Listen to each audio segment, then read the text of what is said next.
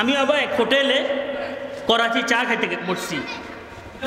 হোটেলে আমরা 4 জন 5 জন,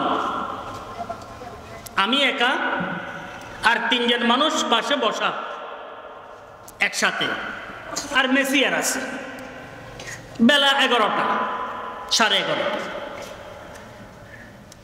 আমি চা খাইতেছি, হেরাও খাইতেছে, কথাবার্তা বলতেছে, হাসি মজাক করতেছে। এমনি মুহূর্তের মধ্যে একজনকে উঠাই 2 জনে টানে নিয়ে গেল। কোথায় গেল চা, কোথায় গেল এদের পরোটা বিস্কুট। ওই সে আসামি ছিল, কি ছিল, আর পাশে যারা ছিল এরা কি সরকারি লোক ছিল। একে পুরো পরিচিতি অর্জন করে এরা দোনোজনে ধরি এনে মুহূর্তের মধ্যে কিল ঘুষির মাধ্যমে ঠান্ডা করে উঠে নিয়ে গেল। এটা আমার চোখের সামনে। একদম বিদ্যুতের পাওয়ার হাউসের সাথে এটা সম্পর্ক। পুরা লাইনের মধ্যে বিদ্যুৎ আছে, বিদ্যুতের লাইনের উছিলা এখানেও কি বাতি জ্বলতেছে। এই ধরনের একটি মসজিদ যদি ছোট আকারেও হয়, এই মসজিদটুকু বায়তুল্লাহ শরীফের শাখা। বায়তুল্লাহ শরীফের হয় এটা, বায়তুল মামুরের সাথে এটা সম্পর্ক। বায়তুল মামুর হয় এটা আরশে এলাহির সাথে সম্পর্ক। একটি মসজিদ যদি আমাদের এলাকার মধ্যে আছে, আমাদের পাশে আছে, দেখতে হয়তো টিন শেড একটি মসজিদ, ছোট আকারের একটি মসজিদ, কিন্তু এটার সম্পর্ক কিন্তু যোগাযোগ কিন্তু খুব বড়। আর যোগাযোগের দাম বাড়ে, আর যোগাযোগের দাম কি কমে। বড় বিষয়ের সাথে যদি যোগাযোগ হয় এটার দাম বাড়ে, আর গান্দা পচা জিনিসের সাথে যদি যোগাযোগ হয় এটার দাম কি কমে। তাহলে এই মসজিদের সম্পর্ক যদিও আমাদের বাড়ির পাশে টিন শেড ছোট আকারের, কিন্তু এটার সম্পর্ক হচ্ছে বায়তুল্লাহ শরীফের সাথে স্থল ভাগে। এরপরে বায়তুল্লাহ শরীফ থেকে উঠতেছে এটা বায়তুল মামুরের সাথে। বায়তুল মামুর হইয়া এটা আরশে এলাহির সাথে এটার সম্পর্ক। সুবহানাল্লাহ। চিন্তা করলে বিষয়গুলো কিন্তু ছোট নয়। এই কারণে যখনই মসজিদে আসবো, যে কোনো একটি মসজিদ, এটা আমি মসজিদের বরকত পাওয়ার জন্য, উপকৃত হওয়ার জন্য আমি মসজিদে ঢুকবো, যেন আমি পরিষ্কার হতে পারি, গুনাহ খাতা থেকে যেন আমি তওবা করতে পারি। এই কারণে আমি মসজিদে যাব। আমার মান শান সব কিছু মসজিদের বাইরে রেখে যাব। আমার শিক্ষা, জ্ঞান, অভিজ্ঞতা সব কিছু মসজিদের বাইরে রেখে যাব। মসজিদে যেন আমার কোনো আওয়াজ না বের হয় মুখ দিয়ে। আমরা দেশে বলে একদম বিজা বিড়ালের মতন মসজিদের মধ্যে বসে থাকে।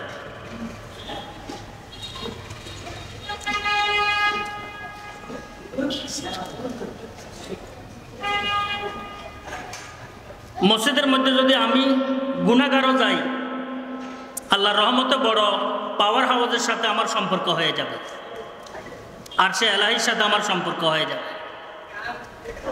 এই কারণে মসজিদের বাইরে থাকা অবস্থায়, বাজারে থাকা অবস্থায়, মসজিদে থাকা অবস্থায় আসমান জমিন তফাৎ হওয়া দরকার। আমি নিজে এটা চিন্তা করা দরকার যে আমি মসজিদের ভিতরে যখন ঢুকি আমার অবস্থা কি হয়, যখন বাজারে বসি আমার অবস্থা কি, যখন বাইরে আসি আমার অবস্থা কি। যদি এটা আমার অনুভূতির মধ্যে না আসে, সব সমান সমান লাগতেছে আমার কাছে, তাহলে মনে করবেন এটা আমার জন্য দুর্ভাগ্যের বিষয়। সমান নয়। মসজিদ আল্লাহর ঘর। হুজুরে আকরাম সাল্লাল্লাহু আলাইহি ওয়াসাল্লাম ইরশাদ করছেন, ইজা মারারতুম বিরিয়াদিল জান্নাতি ফারতাউ, যখন বেহেশতের বাগানে তোমরা প্রবেশ করো, ফল কি করিও? হ্যাঁ, গ্রহণ করিও, ফল খাইও। সাহাবা কেরাম জিজ্ঞেস করলেন, ইয়া রাসূলুল্লাহ, দুনিয়ার মধ্যে আবার বেহেশতের বাগান? হুজুর আকরাম সাল্লাল্লাহু আলাইহি ওয়াসাল্লাম ইরশাদ করছেন, আল মাসাজিদ, মসজিদগুলো বেহেশতের কি বাগান। অন্য রাওয়ায়াতের মধ্যে আছে এই মসজিদের স্থানগুলা এটা মূল্যবান নয়, এটা অমূল্য। বাজার মার্কেটের জায়গাগুলো মূল্যবান। মূল্যবান মানে বহু দামি, বহু সময় ফুট বেচা হয়, স্কোয়ার ফিট 50 লক্ষ 60 লক্ষ টাকা বিক্রি করা হয় 1 ফুট জায়গা, স্কোয়ার ফিট। কিন্তু মসজিদের জায়গা এটা অমূল্য, এটার কেউ দাম দিতে পারবে না। মূল্যবান আর অমূল্য বেশ কম আছে। আমাদের জায়গা জমিন মূল্যবান, অলংকার ইত্যাদি মূল্যবান, কিন্তু আমাদের জান হচ্ছে অমূল্য একটি সম্পদ। যে জানটা আছে আল্লাহ পাক দিয়েছেন, এটা কোনো মূল্য নাই। দুনিয়ার বিষয়গুলোর সাথে এটার কোনো তুলনা করা যায় না। আমি থাকলে এটা আবার সব মূল্যবান জিনিস, আমি নাই তো মূল্যবান দিয়ে আমি কি করব? এই কারণে আমার জীবন এটা হচ্ছে অমূল্য রত্ন, অমূল্য সম্পদ। আমার জমিন টাউনের ভিতরে, রাজধানীর ভিতরে, এটা মূল্যবান সম্পদ। আমারটা হচ্ছে অমূল্য সম্পদ।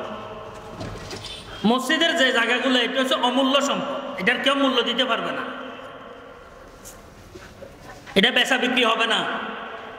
এই কারণে মসজিদে ঢোকার পর আমার অবস্থা কি হয়, মসজিদের বাইরে আমার অবস্থা কি হয়, বাজারে মার্কেটে গেলে আমার অবস্থা কি হয়, লোকালয় একাই কি বসলে আমার অবস্থা কি হয়, এটা নির্ণয় করা দরকার। যদি অবস্থার ব্যতিক্রম হয় যে আমি মসজিদে ঢুকছি, তখন আমার অবস্থা ভিন্ন আসে গেছে, যে আমি আল্লাহর ঘরে ঢুকছি, ভয়ে কাজ করতেছে, ভীতি আসতেছে, আল্লাহর দিকে মোতওয়াজ্জহ হইতেছি, তাহলে আল্লাহর রহমতে আমার দিলের সুস্থতা বহাল আছে।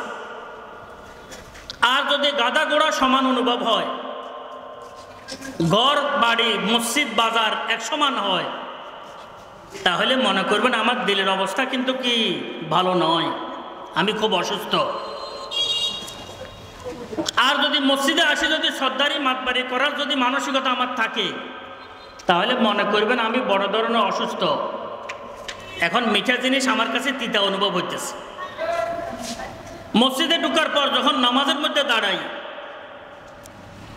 চিন্তা করতে হবে যে নামাজের বাইরে আমার যে অবস্থা, নামাজের ভিতরে কিন্তু আমার কি একই অবস্থা কিনা। যদি নামাজের মধ্যে দাঁড়ানোর পর ভিন্ন একটি অবস্থা আমার মধ্যে এসে যায়, আমি আল্লাহ পাকের দরবারে দাঁড়াইছি, আল্লাহ পাক আমাকে দেখতেছেন, পুরাপুরি আল্লাহ পাকের দৃষ্টির তলে আমি এখন আছি। যদি এই ভীতি, এই ভয়, এই বিষয়টি অন্তরে কাজ করে, আল্লাহর রহমতে মনে করবেন আমি সুস্থ আছি। আর যদি নামাজে থাকি, বাইরে থাকি, কোনো বেশ কম নাই, দোকানে আছি, কোনো বেশ কম নাই, তাহলে মনে করবেন যে আমার চিকিৎসার দরকার, আমি অসুস্থ। তো এই মসজিদ যদিও ছোট হয়,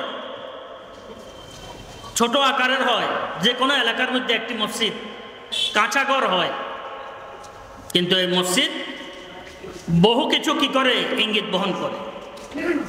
একটি ডিম লাইটের মতো দেখতে যদিও ছোট লাগে, এটা কিন্তু ছোট না, এটার সম্পর্ক কিন্তু পাওয়ার হাউসের সাথে পুরা বহু কিছু মাধ্যমে গিয়ে বড় লাইনের সাথে এটার সম্পর্ক।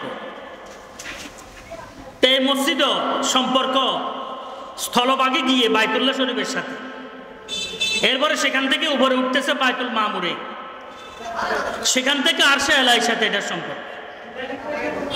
মসজিদ আমাদের শুদ্ধির 1 নম্বর জায়গা, নিজেকে বিলীন করে দেওয়ার 1 নম্বর, সর্দারি মাতবারি সব কিছু বাইরে ফেলে সেখানে আল্লাহ পাকের দরবারে গুনাহগার হিসাবে হাজিরি দেওয়ার 1 নম্বর জায়গা, পরিষ্কার হওয়ার 1 নম্বর জায়গা। এইভাবে মাদ্রাসা আল্লাহর রাসূলের ঘর, মসজিদ আল্লাহর ঘর, মাদ্রাসা আল্লাহর রাসূলের ঘর। আল্লাহর পরিচিতি অর্জনের জন্য আল্লাহর রাসূলের যেরকম প্রয়োজনীয়তা, প্রয়োজন ছিল, মসজিদের বিষয়গুলো পালনের জন্য মাদ্রাসারও প্রয়োজনীয়তা এর চাইতে কম নয়। মাদ্রাসা না হলে মসজিদ চালাবে কি? মসজিদ চলবে কিভাবে? মসজিদে নামাজ কিভাবে পড়বো? আজান শুদ্ধ থাকবে না, একামত শুদ্ধ থাকবে না, খুতবা ঠিক থাকবে না। এই কারণে মাদ্রাসা আল্লাহ রাসূলের ঘর। মাদ্রাসা ছাড়া মসজিদের বিষয়গুলো জানাটাও কঠিন, পালনটাও কঠিন, রক্ষা করাটাও কঠিন। এই কারণে মাদ্রাসা ছোট নয়।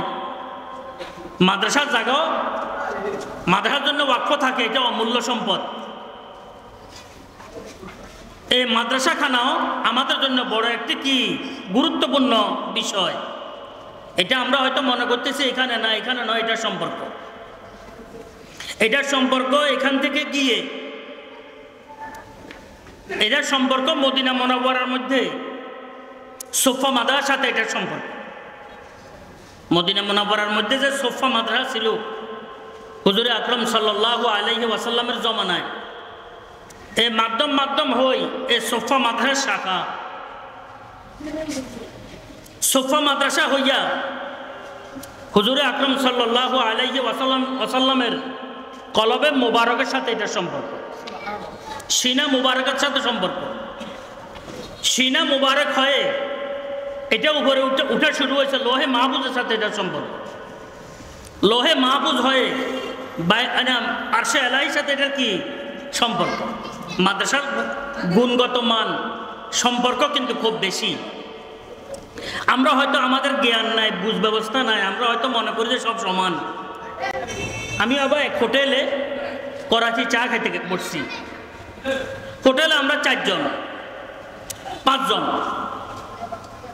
আমি একা আর 3 জন মানুষ পাশে বসা একসাথে, আর মেসিয়ার আছে। বেলা 11টা, 11:30। আমি চা খাইতেছি, হেরো খাইতেছে, কথাবার্তা বলতেছে, হাসি মজাক করতেছে। এমনি মুহূর্তের মধ্যে একজনকে উঠাই 2 জনে টানে নিয়ে গেল। কোথায় গেল চা, কোথায় গেল এদের পরোটা বিস্কুট। ওই সে আসামি ছিল, কি ছিল, আর পাশে যারা ছিল এরা কি সরকারি লোক ছিল। একে পুরো পরিচিতি অর্জন করে এরে দোনো ধরি এনে মুহূর্তের মধ্যে কিল ঘুষির মাধ্যমে ঠান্ডা করে উঠে নিয়ে গেল। এটা আমার চোখের সামনে। তো আসলে দেখতে যদিও একসাথে বসে চা পান করতেছে, অর্ডার হয়তো এরাই দিছে, কিন্তু চোরার গৃহস্থ কখনো কি নয় সমান নয়, চোরার পুলিশ কখনো কি নয় সমান নয়। ওরে মুহূর্তের মধ্যে নিয়ে গেল। আমি হতভম্ব রইলাম, মেসিয়ারা হতভম্ব রয়েছে। মেসিয়ার যে চাপ পরিবেশন করতে হতভম্ব রয়েছে। কি হইল ঘটনা? মেহমানদারের জন্য দাওয়াত দিছে, বসছে, পরিচিতি নিছে, সাথে সাথে কি আসামি ধরে নিয়ে গেছে। ও ভাই, এই মসজিদ এবং মাদ্রাসা যেন আমাদের নজরে এক না হয়, এক না বুঝি আমরা। সব আমাদের ব্যক্তিগত স্বার্থ, আমাদের পারিবারিক স্বার্থ, আমাদের সামাজিক স্বার্থ, আমাদের দলীয় স্বার্থ, রাজনৈতিক অরাজনৈতিক সবগুলোর ঊর্ধ্বে এই মসজিদ এবং মাদ্রাসাকে রাখা কি আমাদের জন্য জরুরি। এখানে রাজনীতি নেই, এখানে কোনো নীতি নেই। এটা আল্লাহর রাসূলের ঘর, এটা আল্লাহর ঘর। বন্দা আল্লাহর বন্দা, আল্লাহর রাসূলের উম্মত। ঘরে আসছি আল্লাহর রাসূলের, কোনো আর আওয়াজ নাই, মাত নাই, নিমাত যেন দুর্বল হইয়া যায়। কিছু গ্রহণ করবো এখান থেকে। আল্লাহর ঘরে গেছি, বিজা বিড়ালের মতো এক পাশে বসে বসে সুবহানাল্লাহ আলহামদুলিল্লাহ ওয়ালা ইলাহা ইল্লাল্লাহ আল্লাহু আকবার। সাহাবায়ে কেরাম আরজ করলেন, ইয়া রাসূলুল্লাহ, বেহেশতের মধ্যে গেলে ফল গ্রহণ করার কথা আছে, ফল কি? হুজুর আকরাম সাল্লাল্লাহু আলাইহি ওয়াসাল্লাম ইরশাদ করেন, মসজিদে যখন যাবা, এটা মসজিদ বেহেশত দুনিয়ার মধ্যে, আর এটার ফল গ্রহণ হচ্ছে সুবহানাল্লাহি আলহামদুলিল্লাহি ওয়ালা ইলাহা ইল্লাল্লাহু আল্লাহু আকবার। কোনো আওয়াজ নাই, কোনো টো শব্দ নাই। নিজের দুর্বলতা, নিজের গুনাহ খাতা সব কিছু আল্লাহর দরবারে কি করার, পেশ করার জন্য আমি মসজিদে, সব বিষয়গুলো, সঠিক বিষয়গুলো গ্রহণ করার জন্য আমি মাদ্রাসা। এই মাদ্রাসা এবং মসজিদ আমাদের আমল আখলাক জাহের বাতেন ঈমান আকীদা শুদ্ধ করার একমাত্র কি কেন্দ্রবিন্দু কেন্দ্রস্থল। আল্লাহ পাক আমাকে আমাদেরকে সবাইকে এই মাদ্রাসা এবং মসজিদের এহতেরাম আজমত বজায় রেখে ঈমান আমলের বিষয়গুলো এখান থেকে গ্রহণ করে শুদ্ধভাবে চলে আখিরাতের দিকে ঈমান নিয়ে যেন আল্লাহ পাক আমাদেরকে কি তলব ফরমান। এ দোয়ায় আমরা রত থাকি।